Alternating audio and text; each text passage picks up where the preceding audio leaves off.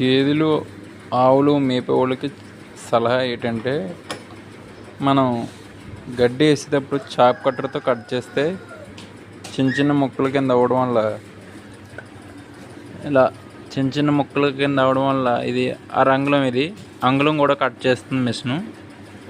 ఇవి ఏంటంటే వేస్ట్ అవ్వకుండా తినేస్తాయి అన్నమాట.